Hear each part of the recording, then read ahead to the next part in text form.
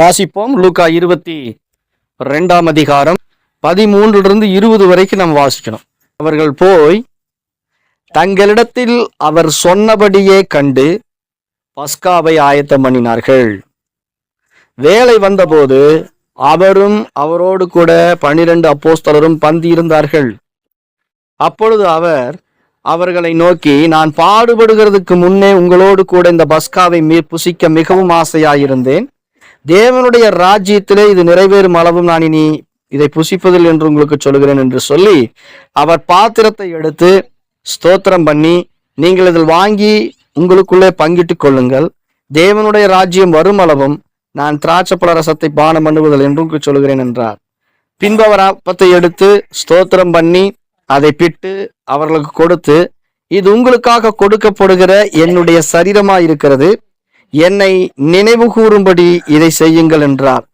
போஜனம் பண்ணின பின்பு அவர் அந்தப்படியே பாத்திரத்தையும் எடுத்து கொடுத்து, இந்த பாத்திரம் உங்களுக்காக சிந்தப்படுகிற என்னுடைய இரத்தத்தினாலாகிய புதிய உடன்படிக்கையா இருக்கிறது என்றார்.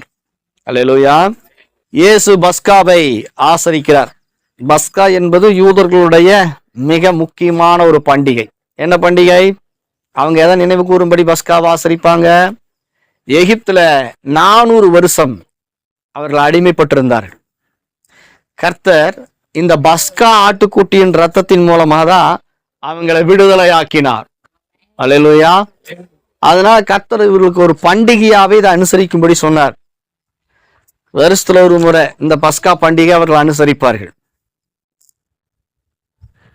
இந்த பஸ்கா பண்டிகையில எல்லாருமே கலந்துக்குவாங்க. எல்லாருமே என்ன பண்ணுவாங்க? கலந்துக்குவாங்க. தேவன் என்னை விடுதலை ஆக்கியிருக்கிறார். பார்வோன் கரத்திலிருந்து, ஆளோட்டிகளிடமிருந்து, அடிமத்தனத்திலிருந்து எங்களை விடுதலை ஆக்கியிருக்கிறார் என்பதை அவர்கள் நினைத்து தேவனுக்கு என்ன செய்யறாங்க? நன்றி சொல்லுகிறார்கள். அதே மாதிரி நம்முடைய பஸ்காவா இருக்கிற கிறிஸ்து நமக்காக கல்வாரி சிலுவிலே ரத்தத்தை சிந்தி ஜீவனையே கொடுத்து உங்களை நான் என்ன பண்ணியிருக்கிறேன்? விடுதலை ஆக்கியிருக்கிறேன், மீட்டெடுத்திருக்கிறேன்னு சொல்றார். பார்வோன்கிற பிசாசுகிட்ட இருந்து, எகிப்துங்கிற உலகத்திலிருந்து, பாவத்திலிருந்து, சாபத்திலிருந்து, தரித்திரத்திலிருந்து, வியாதியிலிருந்து உங்களை நான் விடுதலை ஆக்கிட்டேன். அல்லேலூயா. அதை நீங்க கொண்டாடுங்கன்னு சொல்றார்.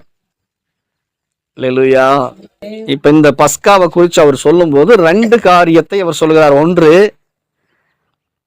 அப்பத்தை எடுக்கிறார். மற்றொன்று, திராட்சரசத்தை எடுக்கிறார். சொல்லுங்க, அப்பமும் திராட்சரசமும். ஆமா, அப்ப எதை காட்டுது? இயேசு கிறிஸ்துவின் சரீரத்தை காட்டுகிறது.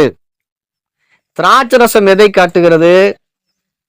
அவருடைய இரத்தத்துக்கு அது அடையாளமாய் இருக்கிறது. அல்லேலூயா. இயேசு அப்பமும் திராட்சரசத்தையும் எடுத்து என்ன செஞ்சார்னா, என்னை நினைவு கூறும்படி இதை செய்யுங்கள் என்றார். முதல்ல கர்த்தர் உடன்படிக்கைக்கு அடையாளமா சொன்னார். நான் ஏற்கனவே உங்களுக்கு சொன்ன உடன்படிக்கைக்கு 10 விதமான காரியங்களை உடன்படிக்கையில பயன்படுத்துவாங்க. தங்கள் வஸ்திரங்கள் என்ன பண்ணுவாங்க? மாத்திக்குவாங்க.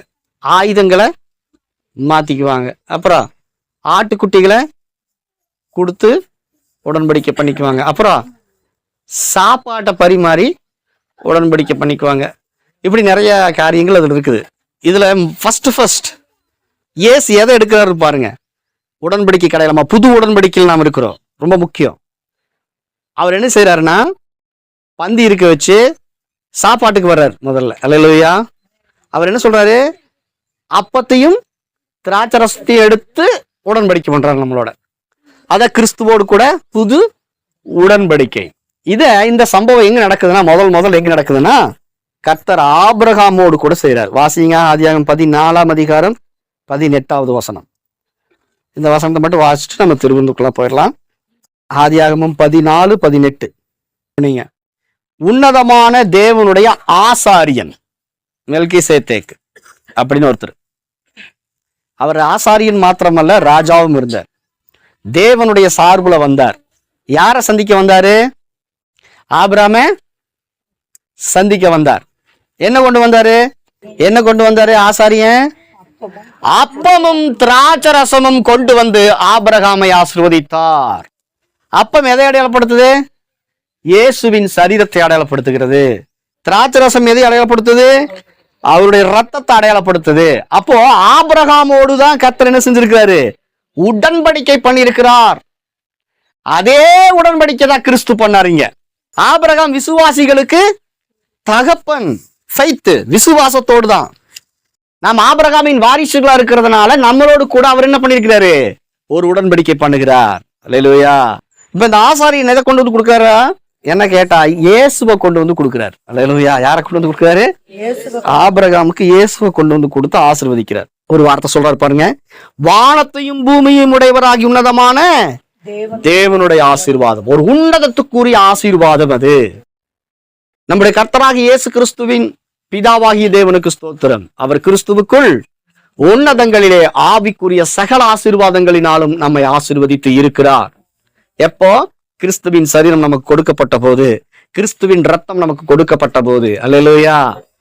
இதை ஏன் நம்ம அனுசரிக்கணும்? இது ஏன் நினைவு கூறணும்? கிறிஸ்துவுக்குள்ள ஒட்டுமொத்த ஆசீர்வாதங்களும் நமக்குரியதாய் நமக்குள்ள அது வந்துருச்சு. அதை நினைவு கூறும்படி நம்ம அதை செய்யறோம். அல்லேலூயா. இப்ப ஆசாரியன் வந்து என்ன பண்றாரு? அப்பம் திராட்சரசமும் கொடுக்கிறார். கொடுத்து என்ன பண்றாரு? ஆபிரகாமை ஆசீர்வதிக்கிறார். இப்ப நான் ஆசாரியனா வந்திருக்கிறேன். ஆசாரியனா ஊழியக்காரன். அல்லேலூயா.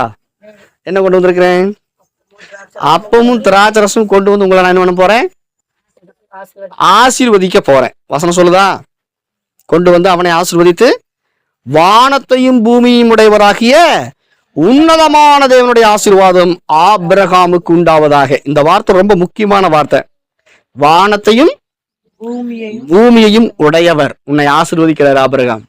ஏன்னா சோதோமின் ராஜா வந்து சொல்றான், அந்த யுத்தம், அங்க ஒரு யுத்தம் நடக்குது. 5 ராஜாக்கள் 4 ராஜாக்கள். 5 ராஜாக்கள் வந்து என்ன பண்ணிட்டாங்க?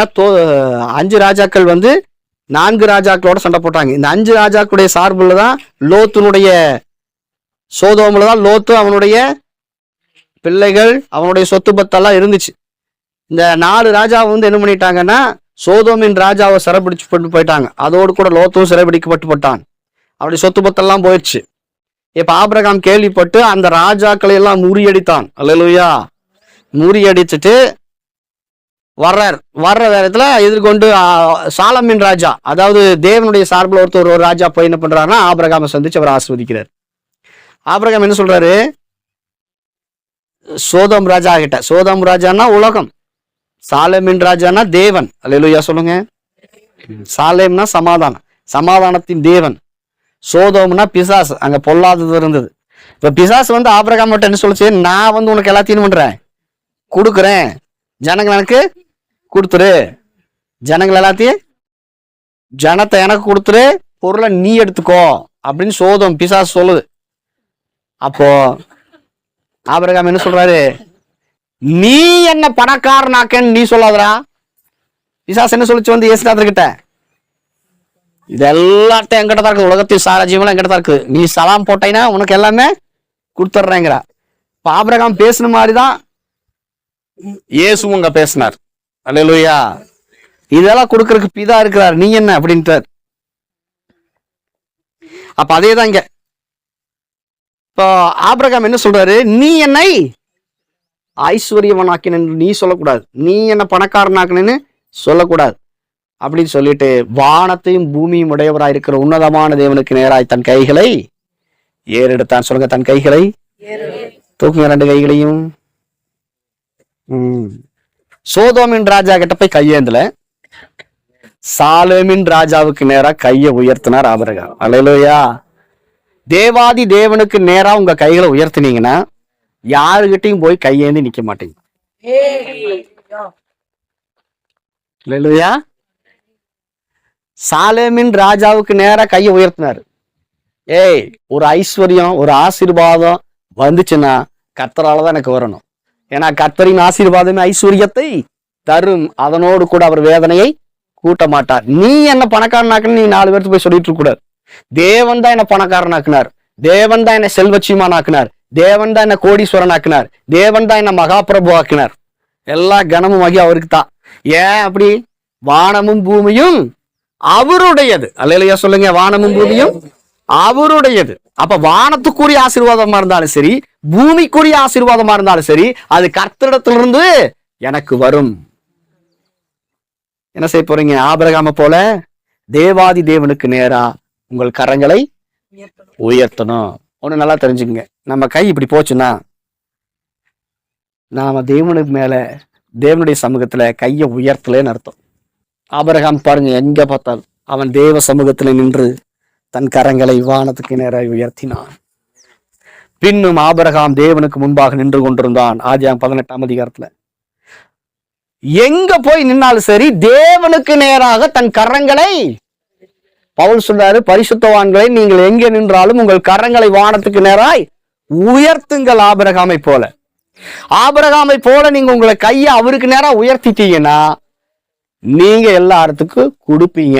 ஆபிரகாம் கிட்ட எல்லாம் கடன் கேட்டாங்க. அல்லேலூயா சொல்லுங்க. இதெல்லாம் சீக்ரெட். இனிமேல் உங்களுடைய ஜெபம் என்ன ஆகணும்? மாறணும். அல்லேலூயா. மோசே கையை உயர்த்தின உடனே இஸ்ரவேல் ஜனங்களுக்கு வெற்றி வந்துச்சு. அல்லேலூயா. இயேசு சிலுவையில கையை உயர்த்தின உடனே முழு உலகத்துக்கு ரட்சிப்பு வந்துச்சு. அல்லேலூயா. அப்ப ஆபிரகாம் கிட்ட இருந்து நம்ம படிச்சுக்க வேண்டியது என்னன்னா, ஆண்டவர் உமக்கு நேரம் கையை உயர்த்துற, நான் கையேந்தாம நீங்க பாத்துக்குங்க. ஏன் இவர் கையேந்த மாட்டாரா? இவர் ஏன் கையேந்த மாட்டாருன்னு சொல்றேன் கேளுங்க. வானத்துக்கும் பூமிக்கும் உடையவராய் இருக்கிற உன்னதமான தேவனுக்கு நேராய் கைகளை உயர்த்தினாரா? எப்ப உயர்த்தாருன்னு மட்டும் பாருங்க, வாசிங்க.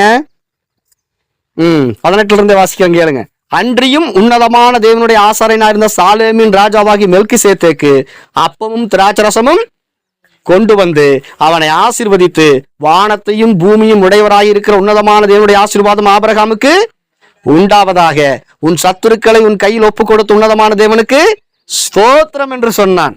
2 காரியம் நடக்குது. சத்துருக்களுக்கு மேல ஒரு ஜெயம் ஆபிரகாம் கிடைக்குது.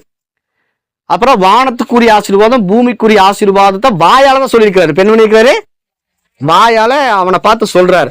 சொன்ன உடனே அவன் என்ன செஞ்சான்னு பாருங்க. இவனுக்கு ஆபிரகாம் எல்லாவற்றிலும் ஏன் பற்றாக்குறை வருது தெரியுமா? வீட்டுல ஏன் போய் கையேந்திரம் தெரியுமா? கடன் கொடுங்க பிரதர். ஏன்? ஆபிரகாம் செலுத்தின மாதிரி நாம செலுத்தல. என்ன செலுத்தினோம்?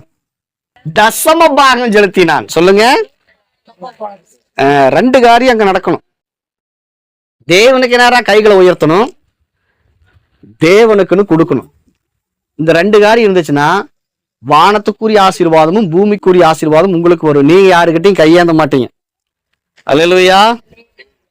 தேவனுக்கு நேரம் என்ன பண்ணணும்? கையை உயர்த்தணும். அப்படின்னா நம்ம மற்றவங்க கிட்ட கைய ஏந்த மாட்டோம். 1. 2வது தேவனுக்கு கொடுக்கணும். இவனுக்கு ஆபிரகாம் எல்லாவற்றிலும் தசம பாகம் கொடுத்தான். எல்லாவற்றிலும்னா எதுல எல்லாம் உங்களுக்கு குறைவு இருக்குதோ அதுல எல்லாத்தையும் கொடுக்கணும். அதுல எல்லாம் நிறைவு வந்துடும். இது யாருக்கிட்ட படிச்சது பாடம்?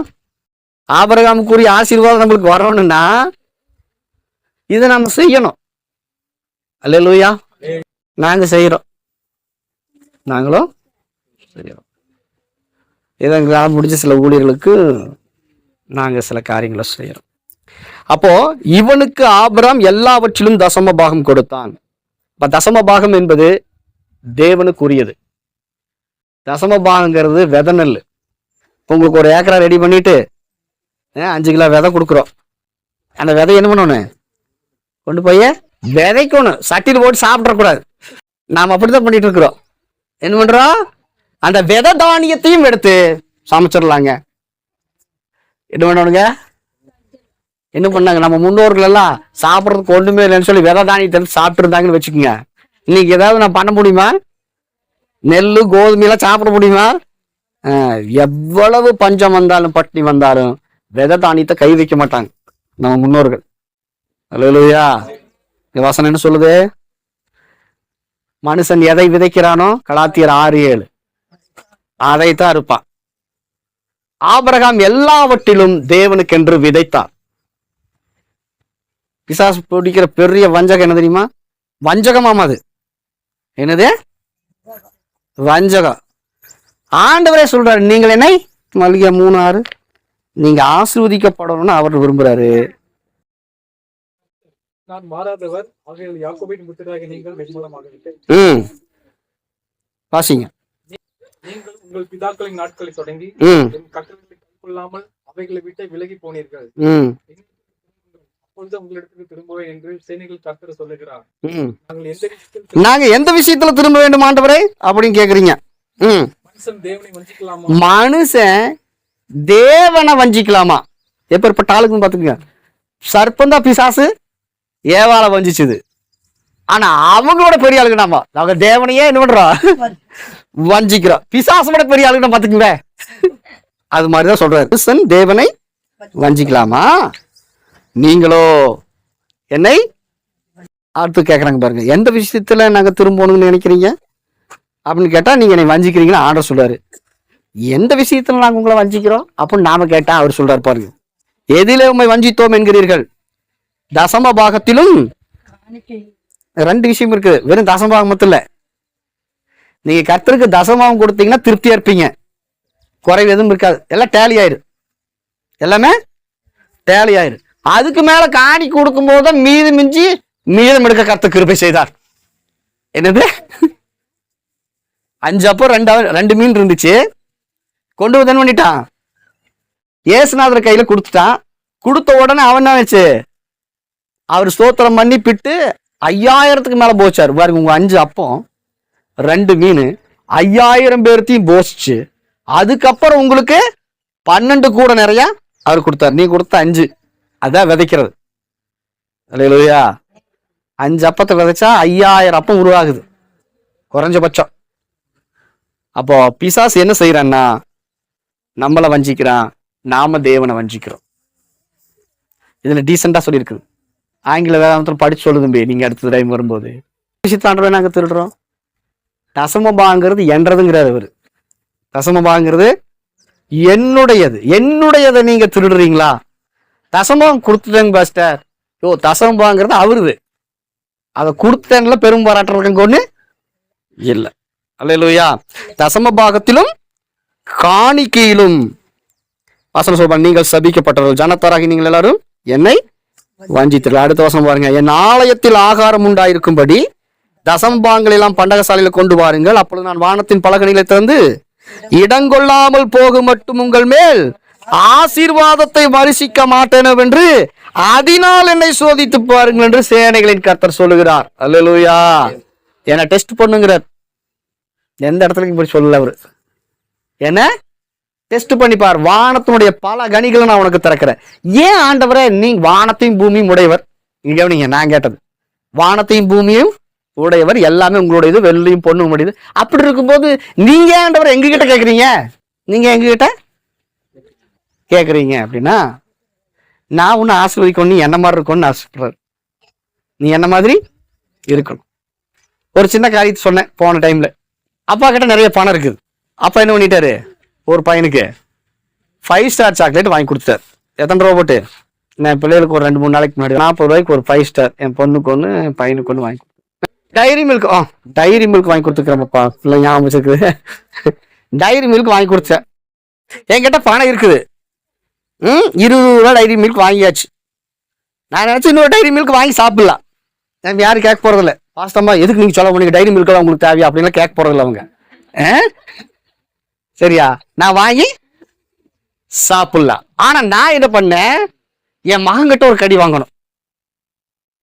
என் மகன்கிட்ட வந்து கொஞ்சம் எனக்கு கொஞ்சம் கொடுறேன். பிள்ளை என்ன பண்ணு? பாசமா கொண்டு வந்து நேசிச்சு கொண்டு வந்து என்ன பண்ணு? கொஞ்சம் கடிச்சுக்கோங்க அப்படின்னு சொல்லி என்ன பண்ணுவா? இல்லை இன்னும் கொஞ்சம் கடிச்சுக்கம்பா சின்ன வயசுல. ஏன் என்கிட்ட இல்லாம இல்ல போய் வாங்கி சாப்பிட்டுலாம். ஏன் கேக்குது? அப்பா மகனுக்குள்ள உறவு வந்த மாதிரி அவன் எந்த அளவுக்கு நம்மளை நேசிக்கிறான் அப்படின்னு எனக்கு தெரியணும் இல்லையா? அல்லேலூயா. அப்ப நேசத்தை நீங்க வெளிப்படுத்துறீங்க. இன்னொன்னு என்ன தெரியுமா? உங்களை அவர் ஆசீர்வதிக்கணும்னு விரும்புறார். உங்களை அவரு ஆசீர்வதிக்கணும்னு விரும்புறார். அப்போ நாம விதைக்கும் போதுதான் அறுக்க முடியும். இது விதைப்பும் அறுப்புக்கும் உரிய பிரமாணம். உடன்படிக்கைக்கு அப்புறம் பிரமாணங்களுக்கு வர்றேன். இதெல்லாம் நீங்க கேட்டு அப்படியே செவி கொடுத்தீங்கன்னா நம்ம இப்படி கீழே உட்காந்துட்டு இருக்க மாட்டோம். அல்லேலூயா. மிகப்பெரிய ஒரு ஆசீர்வாதத்துக்குள்ள வந்துருவோம். அப்ப வசனம் என்ன சொல்லுது? முடிச்சிடலாம். பூமியின் கனியை பட்சித்து போடுகிற உங்கள் நிமித்தம் கண்டிப்பேன், அவைகள் உங்கள் நிலத்தின் பலனை அழிப்பதில்லை. வெளியுள்ள திராட்சை கொடி பழமில்லாமல் போவது இல்லை. ஏன்னா இதுக்கு முன்னாடி இவங்க தேவனை வஞ்சிக்கும் போது என்ன நடந்துச்சு அப்படின்னா, இவங்க கொண்டு போறதெல்லாம் என்ன ஆகுச்சுன்னா கீழே பொத்தலான பையில போடுற மாதிரியே இருந்துச்சான். அதனால கர்த்தர் என்ன சொன்னாரு? இனி உனக்கு வீணான செலவுகள் வராது. வீணான செலவுகள் வராது. அப்ப வீண் செலவுகள் ஏன் வருது அப்படின்னு சொன்னா, நாம கர்த்தருக்குரியதை என்ன பண்ணக்கூடாது? வஞ்சிக்க கூடாது. அல்லேலூயா. இது இப்படி எனக்கு கேட்டா இப்படி சொல்லி நாம வாங்கணுங்கிறதே இல்ல. நாம உற்சாகத்தோடும் வாஞ்சையோடும் என்ன பண்ணணும்? ஆபிரகாமுக்கு பிள்ளைகளா இருந்தோம்னா கண்டிப்பா நம்ம அதை செலுத்திடுவோம். அல்லேலூயா. அப்ப செலுத்தும் போது என்ன நடக்குது? நாம செலுத்தினோம்னா அப்ப பிசாசை பார்த்து சொல்லலாம், நீ என்னடா எனக்கு கொடுக்கறது, நீ என்னடா என்ன ஐஸ்வர்யன் ஆக்குறது. அல்லேலூயா. பிசாசை பார்த்து சவால் விடலாம், நீ என்னடா எனக்கு குறைச்சல் உண்டு பண்றது, வானத்தையும் பூமி உடையவராக இருக்க உன்னதமான தேவனை ஆசீர்வதித்திருக்கிறார் அப்படின்னு ஆபிரகாம் மாதிரி தைரியமா சொல்ல முடியும். ஏன் தைரியமா இப்ப சொல்ல முடியல? என்ன கத்துட்டீங்க இன்னைக்கு? ஆபிரகாம் யாருகிட்டையும் கையை ஏந்தல. சொல்லுங்க, ஆபிரகாம் யாருகிட்டையும் கையை ஏந்தல. ஒரே ஒருத்தர்கிட்ட மாத்திரம்தான் கையை உயர்த்தினான். உயர்த்துங்க பார்க்கலாம். நல்லா எழுந்து நிற்போம். நான் யாருகிட்டையும் கையை ஏந்த கூடாதுன்னு நினைக்கிறவங்க எல்லாம் கையை உயர்த்துங்க பார்க்கலாம். வசனம் சொல்லுது, இன்னைக்கு நாம் தியானிச்சோம், சாபம்னு சொன்னாரு, வஞ்சிக்கிறது சாபம்னு சொன்னாரு. வசனம் சொல்லுது, மரத்திலே தூக்கப்பட்ட எவனும் சபிக்கப்பட்டவன் என்று எழுதியிருக்கிறபடி கிறிஸ்து நமக்காக சாபமாகி நியாயப்பிரமாணத்தின் சாபங்களுக்கெல்லாம் நம்மை நீங்களாகி மீட்டுக் கொண்டார். ஆபிரகாமுக்குண்டான ஆசீர்வாதம் கிறிஸ்து இயேசுவினால் நமக்கு வந்தது. ஆபிரகாம் தேவனை வஞ்சிக்கல, தேவனை நேசிச்சான். சொல்லுங்க, கைகளை உயர்த்தி, ஆண்டவரே உம்மை நான் வஞ்சிக்க மாட்டேன், இனிமேல் உம்மை நான் நேசிப்பேன். ஆபிரகாமுக்குண்டான ஆசீர்வாதம் எனக்கு வரட்டும். நான் ஆபிரகாமுடைய வாரிசா இருக்கிறதுனால ஆபிரகாம் செய்ததை நான் செய்கிறேன். உம்முடைய சமூகத்துல கரங்களை உயர்த்துகிறேன். நான் யாருகிட்டையும் கை ஏந்த மாட்டேன். நான் கொடுக்கிறவனாய் இருப்பேன். ஆண்டவரே, உம் சமூகத்துல கைகளை உயர்த்தும் போது நான் உமக்கு கொடுக்கிறவனாய், மற்றவங்களுக்கு கடன் கொடுக்கிறவனாய் என்னை மாற்றுகிறவராய் இருக்கிறேன். அதுதான் ஆபிரகாமுக்குரிய ஆசீர்வாதம். அதுக்காகத்தான் கிறிஸ்து சிலுவையில பலியானார். அந்த சாபத்தை உடைக்கிறதுக்காகத்தான் கிறிஸ்து சிலுவையில பலியானார். என் பொருளாதாரத்தில் இருக்கிற எல்லா சாபங்களும் உடைக்கப்படுகிறது. உமக்கு நேரா நான் கையை உயர்த்தும் போது அது உடைகிறது. உமக்கு நான் கொடுக்கும் போது அந்த சாபம் உடைகிறது. ஆமாண்டவரே, இது முதல் உமக்குரியதை நான் உமக்கு வஞ்சிக்க மாட்டேன். 24 மணி நேரத்துல 2.5 மணி நேரத்தை தசமபாகம் உமக்கு கொடுக்கிறேன். என்னுடைய எல்லாவற்றிலும் உமக்கு தசமபாகம் செலுத்துகிறேன். ஆசாரியனாய் இருந்து அப்பமும் திராட்சை ரசத்தையும் கொண்டு வந்த மெல்கிசேதேக்கினுடைய ஆசீர்வாதம் ஆபிரகாமுக்கு வந்த பிறகு அவனுக்கு ஒரு குறைவும் வந்ததில்லப்பா. ஆபிரகாம் எல்லாவற்றிலும் தசமம் கொடுத்த போது அவன் ஜெயிக்கிறவனாகவே இருந்தான். சாகும் வரைக்கும் சகல காரியங்களிலும் ஆபிரகாமை ஆசீர்வதித்து வந்தார் என்கிற வாக்கு தத்தம் எங்கள் பலிப்பதாக. ஆபிரகாம் செய்த காரியத்தை நம்முடைய சமூகத்துல அறிக்கை செய்து இனி வரக்கூடிய நாட்களிலே நாங்களும் ஆபிரகாமை போல ஆசீர்வதிக்கப்படும்படிக்கு இன்றைக்கு நீர் சொன்ன எல்லா வார்த்தைகளையும் நாங்கள் கடைபிடிப்போம். நல்ல பரிசுத்த ஆவியானவர் எங்களுக்கு உதவி செய்வாராக. இயேசுவின் நாமத்தினாலே ஆமென், ஆமென்.